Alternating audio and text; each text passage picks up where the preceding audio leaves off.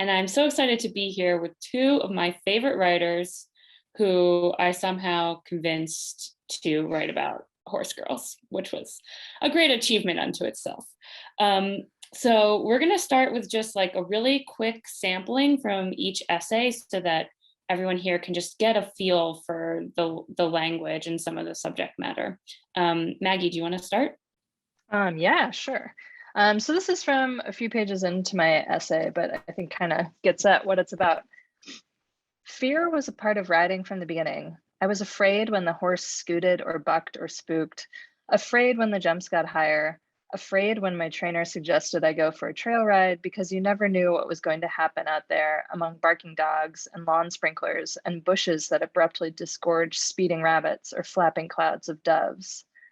None of these things posed any physical threat to a horse, but horses are bad at assessing danger.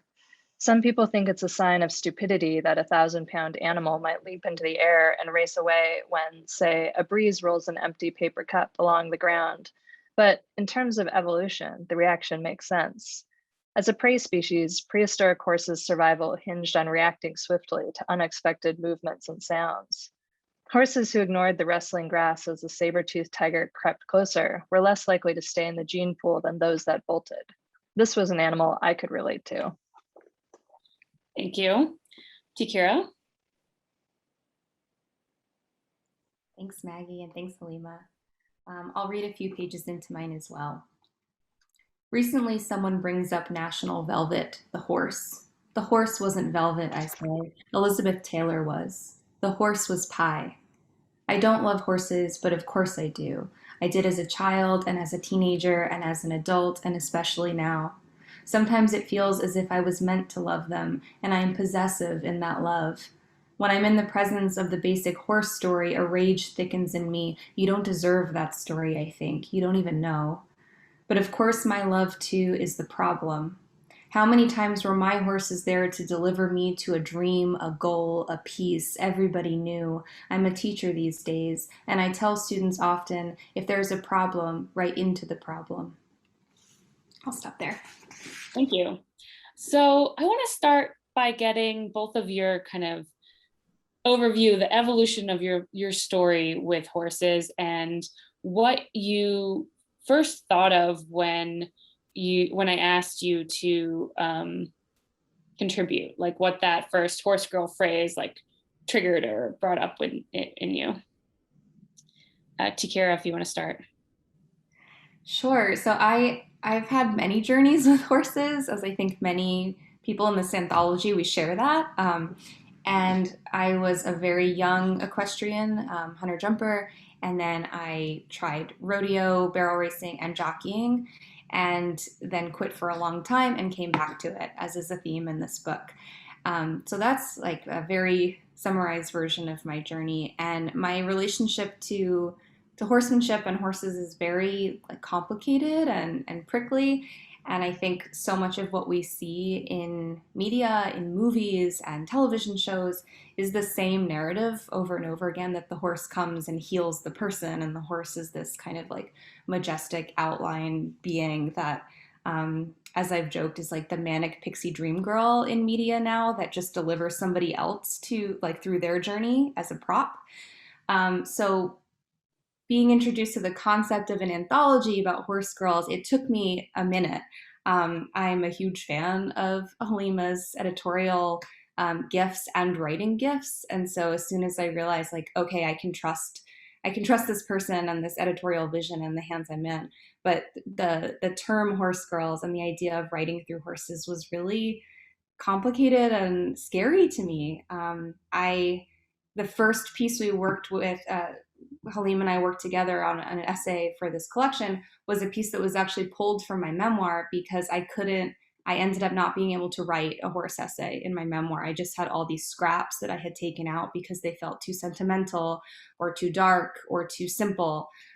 So that was the first version of what we were working on. And it wasn't until this kind of back and forth struggle of like, I don't know how to write about this because I feel so many complicated things about it. And I feel like this real darkness about it. And Halimah encouraged me to like do that instead, like write about all those feelings, write about the complication. And that's where I felt like I could actually dig in and write about the problem with loving horses for me. And Maggie, you had written about, for your travel writing assignments, you'd written about riding, but maybe hadn't touched on those earlier years. Yeah, I think when you first reached out, my first thought was to sort of expand or sort of branch off from a travel piece that I'd done where my best friend and I, who we became friends in college on our equestrian team, and we lived together the year after college, and we were like, oh, someday we're going to do like a horse trekking trip in Patagonia. You're like, yeah. And so then, I don't know, 12 years later, I pitched it as a travel story and we went and did it. And it was kind of about,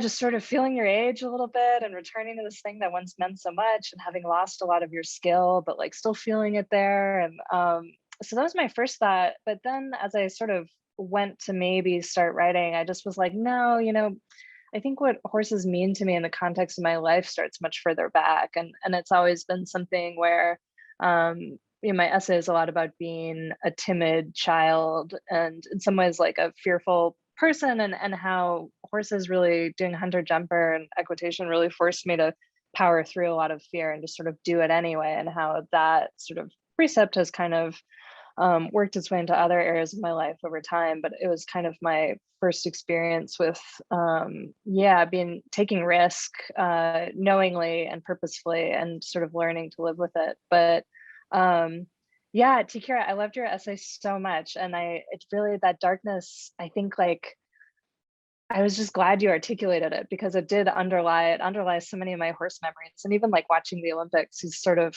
think about the trainers and what's going on behind the scenes and what's happening to these horses, and there's so much sort of anxiety around horses. Halimah, will you tell us about your sort of journey with horses?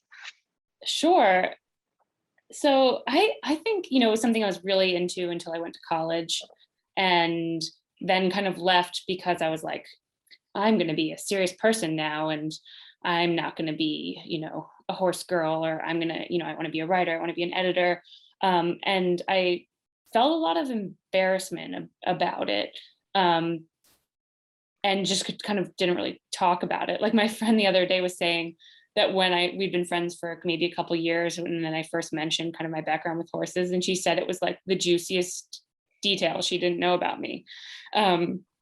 So I had this kind of like shame and kind of like it's all in the past, but then at the same time kind of couldn't kick this longing for it that I was experiencing in my 20s and then into my 30s, and it just like wasn't going away. And turning on my writer and editor instincts, like when you have that kind of like sensitivity and like shame and embarrassment and nervousness about a subject matter, you're like, oh, the divining rod says like that's a good place to go and to explore. And actually, after Mary Gaitskill's The Mare came out, she was at an electric literature party, and I told her how much I loved the book, and how I'd always wanted to write about horses, but was worried it would be too sentimental. Then she was like, oh, you have to do it. So it's like, well, if Mary Gaitskill says you have to do it, you have to do it. So I wrote an essay that was in Amazon Original Stories, and it just churned up like so much stuff. But I felt that I didn't necessarily need to say more on the subject, but that a lot of other people might, and I wanted to get this 360 view. Because, so I pulled out 2 lines from both of your essays that are it's cool because they're kind of opposite, but I think they get at this 360 view that I'm talking about. So T Kira, you have a line that's like, it's never really about the horse, implying it's about all these things behind it. And then Maggie, you have a line responding to all the things people put on girls about what they're into about horses, saying sometimes a horse is just a horse. So I feel like we're, all just kind of contending with these like stereotypes, societal expectations, a lot of gender expectations that are just put onto what is kind of essentially like a simple love at its core. Yeah, and there's just like so, I don't know, I think partly because of the sentimental sort of portrayals out there, like people don't understand just the hardness of it. Like I have this sort of indelible memory of getting a physical or something in high school, and the nurse was like, well, do you do any sports? And I was like, yeah, I ride horses. And she was like, well, that's not a sport. You're sitting. And I was like, well, no, you're doing a lot. And like your heart rate's elevated. It's aerobic. And she was like, well, isn't that just from excitement? You're just a little hysterical. You're so excited. Yeah. After like, at that point, probably I rode seriously for 18 years. So it was probably 13 or 14 years into it. I was like, yeah, every time you're just like, I'm on a horse. Well, that like perfectly gets to the thing in your essay, T Kira, about like that question people always ask, which is, doesn't the horse do all the work? And can you talk about like the kind of how you answered or sought to answer that question? Yeah, it's the question I really wrestled with. Even writing the essay, I didn't write the essay knowing that the essay would end with my answer to that question or knowing what that answer was until I really dug into some of the topics. And my essay is also about the Disney movie Wild Hearts Can't Be Broken and Sonora Carver, who was the horse diver who like the figure of her stars in that movie. And until I really dug into more of that research and reread her book, I was coming from this place of defense. Like there is this defense for horse girls and what it means as a sport and as athletes. And it is, again, this thing to really wrestle with that I think I'll wrestle with always, every day. And Maggie, I loved your essay so much, and realizing that we have this thing in common too, that in the show ring, there's a certain feeling, but then outside the confines of that ring and outside of showmanship, like in the wild as we're riding, like there is that genuine, earnest joy and collaboration with an animal that feels transcendent. That feels like it is a perfect collaboration. So it doesn't really answer your question, Halimah, but yeah, I think most of us share that question or share that moment or memory of someone saying, like, doesn't the horse do everything? You don't do anything. And then this need to like defend ourselves that we are caretakers and we're athletes and we're doing all of this work. When in the end, for me, it is the horse doing most of it. And there's that battle always of like, is it a collaboration or who has the spotlight, I guess, in that moment. Yeah, and this sort of lingering discomfort of like the horse is almost always sort of sacrificed. Like I think I've always since childhood had this feeling of like, well, what happens to all these horses? Like where do they go? Right. And I think the sort of total life cycle of a horse is invisible to a lot of us. One of my horses died, or we put him down, he broke his leg. And then the other ones that I owned over the years, I don't know if they're alive. Some of them I'm sure are not. I think probably one still is, but like there's this sort of invisibility to it and this sort of uncomfortable disposability to them too that is really hard to make peace with, when you also are making the argument that like, no, this is my partner and my collaborator and we have this trust and blah, blah, blah. And I think, yeah, there's really no answer to it, no way to really square it.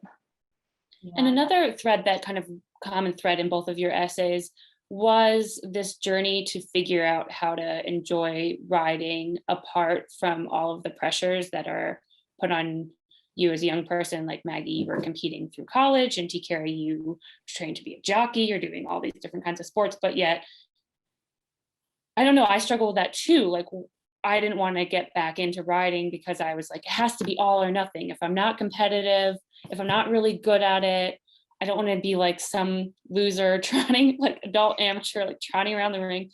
But then it's like, maybe that's the place where you can have more of a healthy relationship, both with it as an activity and with the animal. And Maggie, I remember you saying like in your essay, that you never thought of a horse as something that you could just take from A to B. Like you could move forward with a horse instead of, going around in circles. Yeah, I mean, it was funny as a teenager, we'd kind of be like, oh, these ladies in their 30s and 40s coming back to it, like, hello. But now I'm 38 and I'm like, that seems kind of fun. Like, that's a great idea. And so with the Patagonia trip, and then in 2019, I did a trip also for a magazine in Botswana that was a horseback safari.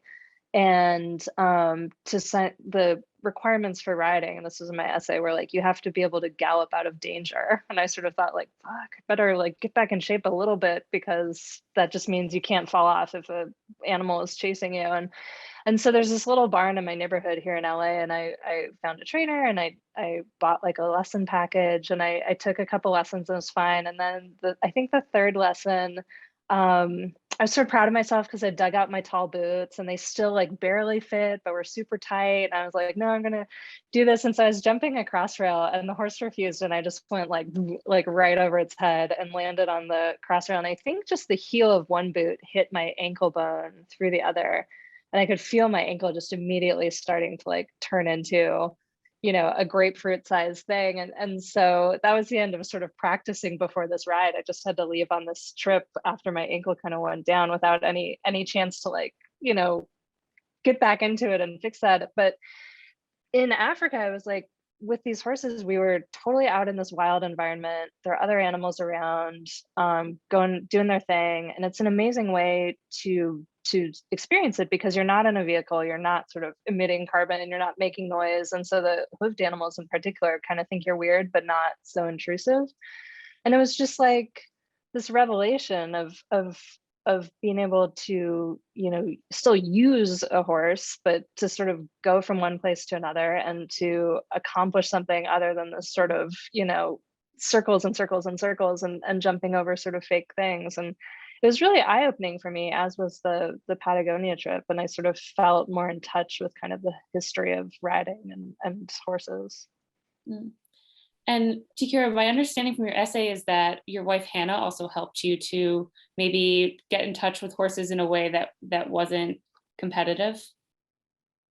Yes. So my wife was a professional rider, and she was also a groom, came from working class family, and worked as a groom and a catch rider through college until she was on an equestrian team, et cetera, et cetera. But she is very like anti the horse show industry and the competitive world.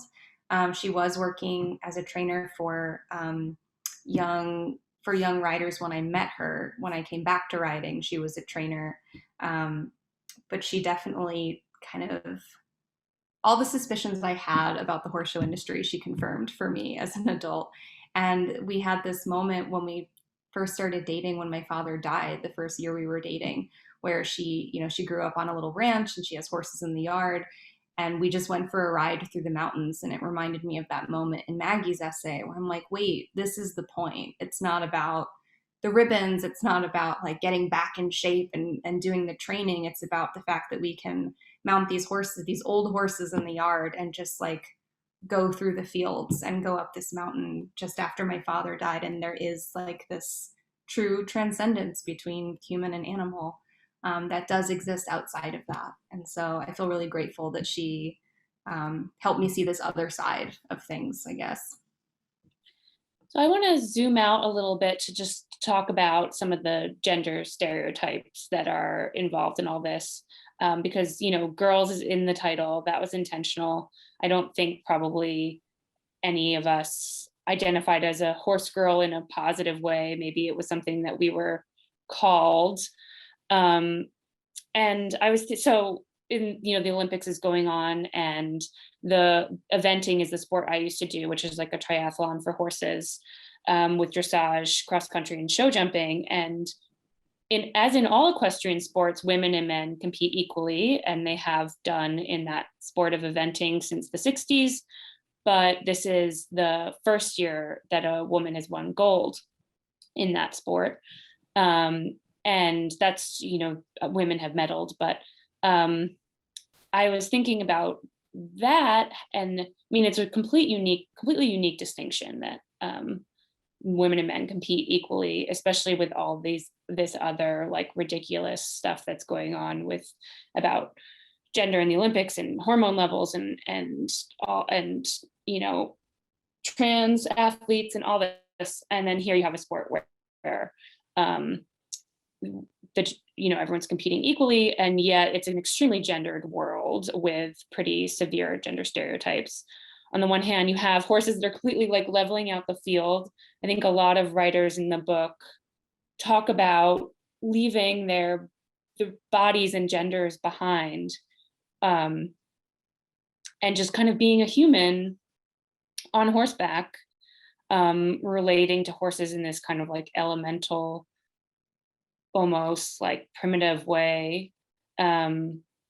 So I'm wondering, what were the gender stereotypes that you each encountered in the sport when you were in it, and if Maggie, if you recall any of the choice, I blame Freud, as you said in your essay. So any of the, if you are so inclined to also give a little Freud primer in all of this, particularly Anna Freud, his daughter, who bears some responsibility in this as well. Yeah, I wonder if I should just look that up. I'll tell you what Yeah. page 1202. Oh, perfect. Okay. Yeah, I don't know. It's so interesting to me, Halimah, to hear you talk about sort of pervasive embarrassment about your questionnaires. I think I was like a little bit, I had this like protective obliviousness or something. I was just like, this is what I do, like, suck it, and I think, and through college, I rode on my college equestrian team, and two of my best friends in college I made on the team too. So in some ways, I always felt like a little bit cocooned, and it really wasn't until grad school when I like still had a horse and was in my mid-20s. My parents were paying for it, and I was like, oh, this is really embarrassing. And that was kind of the end of it. It was just such a like excessive privilege, and it was also something I just couldn't keep up with anymore. But I mean, I think there's people just read so much into women on horseback and are just searching for something. I think people are always looking for a way to minimize it and infantilize it and make it silly, because it's not, it's scary. And this is totally tangential, but I remember like listening to a female conflict reporter talking about something at a literary festival once, and these two male writers were behind me, and they were like, well, the New York Times probably sends great people with her to keep her safe. And I was like, nobody can keep you safe where she goes. That doesn't even exist. But I could tell they're just trying to make themselves be like, no, it's okay. So this is, in my essay, I talk a bit about Freud, who I think has a lot to do with this, with sort of,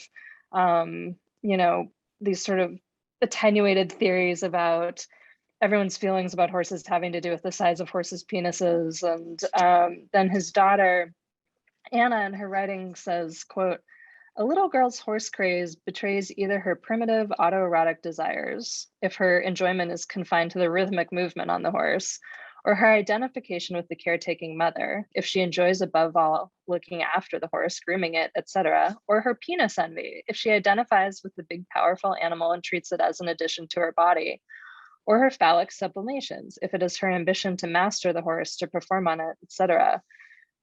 And I've heard that before at the other sources. People be like, doesn't it feel really good to ride? And it's just like, no, it's just what you're doing. And, I was always drawn to it because I just really like the animals. And then it became something I was trying to get better at. It was a pursuit in its own right. And I think that sort of projection of sex onto horses and the way women interact with horses is like also designed to embarrass women for doing it. Like, I think that's maybe part of the sort of overhanging embarrassment, is that people have these thoughts and you can't control them or dispel them, no matter what you do.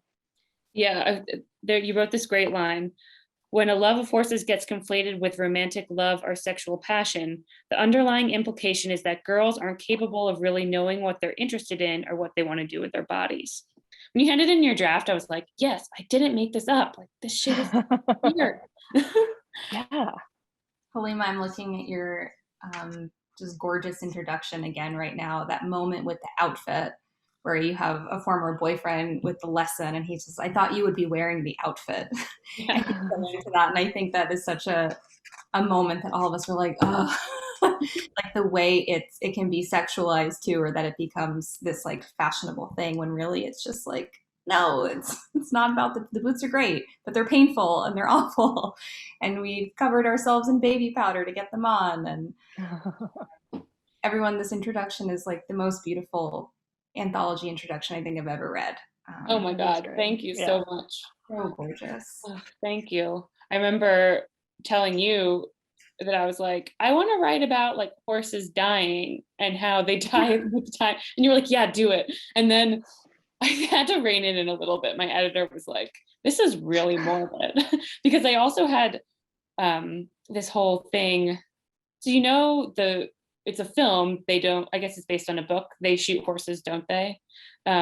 Which I always assumed, just to kind of go back to what we were talking about before with horses being disposable. I thought that was like a little kid saying something like, oh, when the doggy goes to the farm, it's really going to be put down. But then I watched the movie because I thought it might be useful for my introduction. I'd never seen it. And it's about one of these like dance competitions in the Depression era where people would, it's like a dance marathon and people do it like not without sleeping for days and days. And it's Jane Fonda and she has some other partner and they basically lose their minds. They're broke, they're desperate. And at the end of the movie, she asked her dance partner to shoot her. And he agrees to it and then the cops come, he shoots her in the head on the boardwalk. And the cops come and they're like, why'd you do that? And he says, they shoot horses, don't they? The woman is the horse, so you could shoot her. That's the discarded introduction draft. Which I should never have shared, probably. But it was like, I don't know, but there's something, I mean, they're like, I thought it was like, oh, the poor horses, but it's like, oh, the women are as disposable as the horses. Some dark shit. Well, I think so many people don't realize how long horses live. Often people are surprised when I talk about horses in their 30s and with all these health issues that people think it's, like a dog maybe. And, when you mentioned that so many writers had so much to say and so much to return to, and Maggie, you mentioning horses disappearing, I think it's because so many of us are introduced to horses as children and then horses disappear, or the ones who have kept horses have dying and sick horses now. And there's this like guilt and heaviness around it of like the mortality and this horse that lives many, many, many lives and perhaps rotates through many owners or goes to not so great places and barns. And I think that's why there's all this unfinished business as we're adults kind of reckoning with that and trying to reconcile those feelings.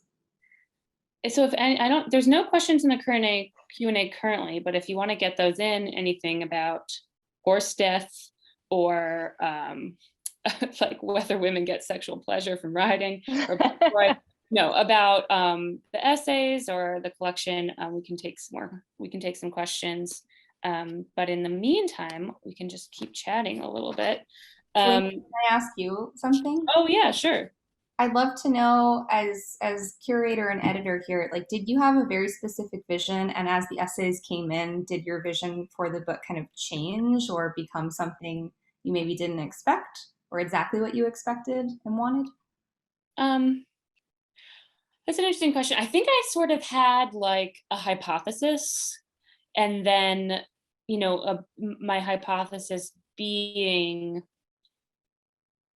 that a lot of people had really emotionally complex, compelling stories around this issue. I mean, I guess I didn't really know what their conclusions would be or necessarily what people would say. And that proved true, but and I see a question about what I was most surprised about. My strongest intention, honestly, when doing this was to just blow apart like who could have love of horses. I wanted that to be like, because I had this, like, I come from a privileged background. I'm obviously a white person. I still felt like, oh, my intellectual, my artistic side doesn't belong here. So that was one thing. Or I felt that the freer aspects of my personality or my body's not right. So many people come with that, and who are even more marginalized from this like horse world. And I just wanted to have people talking from all different corners, from all different perspectives, from all different stories. And I think I achieved that for the most part.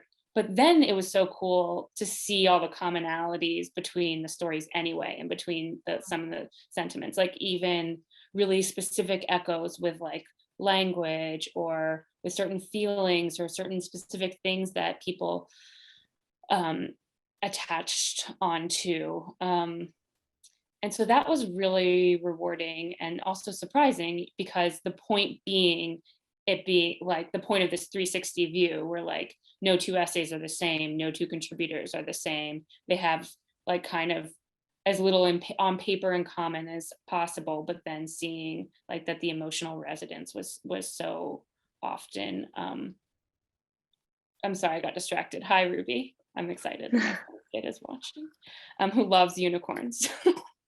So yeah, so that was surprising in the end, and rewarding as well. So I'm looking at, okay, let's see if there's any more. If you can put your questions in the Q&A, great, we've got some. If you could change the stereotype about horse girls, would you? So I think I certainly would, is what sort of what I'm trying to do with this book.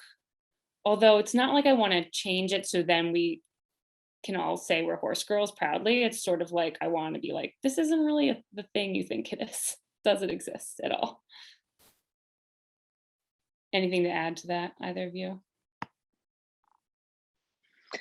Yeah, I mean, I think in a perfect world, we'd be able to change what underpins the stereotype. You know, I think some of the stereotype is like, oh, it's just a thing for like princesses, and you just sort of toss the reins to the groom and, you know, go out. Like, I feel like horse girls are sort of like teen villains or something. And I think that's rooted in some reality, in that the easiest way to ride is to have, you know, parents with a lot of money who will pay for you to do it.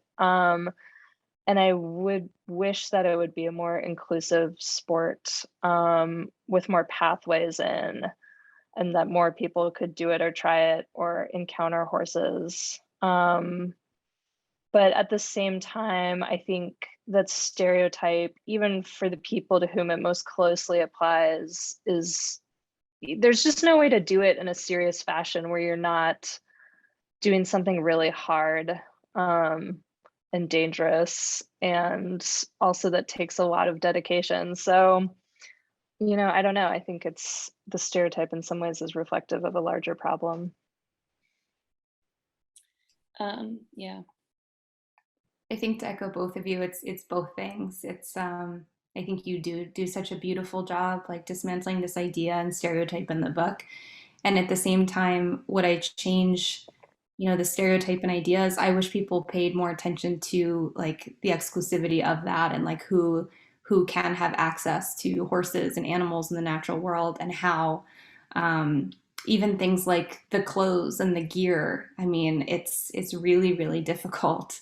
And I mentioned my wife worked for Met, which was for people who can't afford their own horses. And like there are programs and there are initiatives being built for people who can't afford to have your own horses and your own gear, to be more accessible. But it's like just a tiny crack in the industry. And even just, I think it was last year, a young writer wrote an essay about inclusivity and Black Lives Matter and Black equestrian people, and just seeing it torn apart by people in the horse industry on the internet was really disappointing. And I just want to see more of that. I want more of these conversations, because it is such a gift and such a beautiful, I mean, horses as therapy, as literal therapy. I mean that also like programs like Gallop NYC for differently abled people to be able to ride. Like this is important stuff.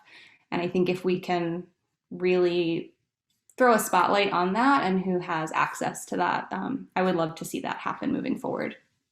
Are there any other organizations you would like to plug? Marie Bertino is asking about if there's a way for someone to try riding who doesn't have a lot of money. If there's any other, you mentioned Gallop NYC, and then Met was the other one you mentioned. Equestrian. Yeah, Marie, I'll have to email you because I'd want to do more research to make sure everything is sound in any programs that I might plug. But that is the question. That is a great question. Yeah. This is a fun one. Did you read any horse books as a girl and that you loved? What were your big horse books? You've got Black Beauty people, National Velvet people. Oh, Black Beauty is the worst, Halimah. Yeah, Black Beauty. Carmen does some great snapshotting of Black Beauty and how intensely My beautiful friend it is. was reading it to her kid and she was like, this will be a nice story. And then she was just like, this is horrific. It's so funny. I was just watching a friend's Instagram story the other day and she was showing her daughter, who's like, I don't know, 9 maybe, reading all these horse books that I had read. She was reading all the Black Stallion books. She was reading the Saddle Club books. And I was like, oh, have you like found the Thoroughbred series? And she didn't know that, but it's still in print. And I remember liking the Galloping Detective, which is so silly, and like the My Friend Flicka books. A recent book is by Sarah Maslin Neer called Horse Crazy. It's a memoir about her life and horses, and I really enjoyed that as well. Saddle Club all the way here. I love the Saddle Club. I read like Man-O-War, which was just like about the life of the racehorse. I don't know, but I think I read Black Beauty too. I don't remember it as well. My mother-in-law asks, was there a plan for sequence of the essays or was it random? And I like this question because, I tried to signal that this wasn't a book that was just gonna like reinforce all the horse girl received knowledge that you already had through like the subtitle and through the back cover copy, but for anyone who like missed the memo on it, I intentionally wanted to put T Kira's essay first to say like, this is not your old horse girl story. Like just having it called I Don't Love Horses, for me that was like, check your expectations at the door, like we're doing something different. And then after that, I just thought about, I was sometimes would connect some of the like subject matter so that they would feed into one another, thinking about like varying styles, like putting maybe a more humorous essay after like a, more difficult, emotionally difficult essay, separating essays that had anything in common, like, 2 essays that had something to do with travel. So that sort of thing. And then just hoping, and also with the closing essay, with Rosebud Ben-Oni's essay, there's a last line, which I guess I won't spoil since I did spoil the film They Shoot Horses, Don't They? I won't spoil this book, but it has a sentiment that I liked to leave readers with and kind of like carry forth. So I did think about that. And I'm gonna see if we can find, okay, this is from Katie. Hi, Katie. Speaking of the switch from the show ring to the hills, did you feel the difference in physical challenge there? In making that switch, I always felt a little shame in how adept I felt in the ring to how wild and inept I sometimes felt in the quote wild. And that also I felt like that was a blaring indicator of the way money privilege becomes a delusion. I guess I'm asking about the ways horses bring up questions of power and strength.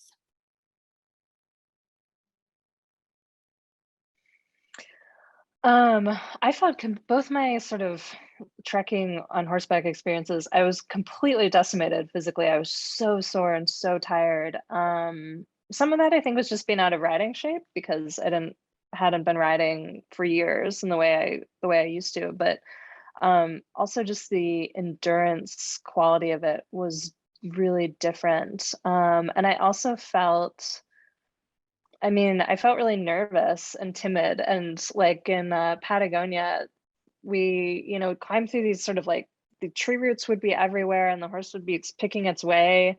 And we went down these really rocky slopes and you could smell the horseshoes heating up on the rock as the horse slid.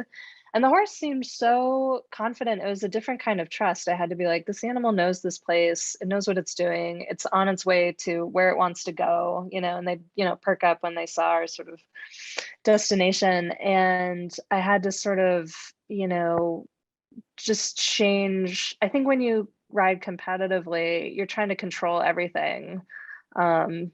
Your body, the horse's body, and then riding out in nature, it's much more of a surrender, which I found really exhilarating and gave me deeper respect for horses.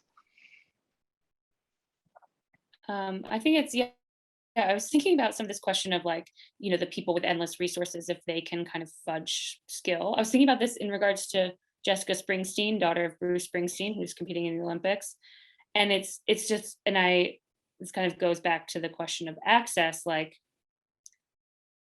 there's just almost no way to get to that level without those resources. And it doesn't have to be Springsteen level resources, but, and it also doesn't mean that there's no skill involved. But I think Katie bring up an interesting point about the way people can kind of buy their way into horsemanship to a certain extent. There's a limit to that. But, if you're just like out in the elements, like whatever, your fancy horse, your fancy trainer, your fancy barn is not gonna help. That's so true. A fancy horse can move many riders of many different abilities through any course, but you're exactly right. When you're sliding down the mountain. When you're sliding down the mountain, or when you're on a cliffside. The kind of like a side anecdote, but the night that my partner Hannah proposed, we were in Wyoming with our friend who's a real cowboy, and we took the whole day on horseback. And we ride all the time. We have these horses, but I couldn't move after being on a horse for like 10 hours through the mountains of Wyoming. And so I canceled all of our plans for the night, and it was the night she was going to propose. And it was I didn't want to do anything. So all the plans were just completely screwed up, and we actually got in a fight about it. But like, yeah, as someone who rides all the time and who can jump a course, when it came to like doing the mountains and cliffs and creeks, like I couldn't move. I don't have what it takes for that. When you're not on the fancy horse that can just trot through anything. Well, there are lots of ways to be humbled though. Like I had a nice horse, not like a crazy nice horse, in high school, and I like did okay on him.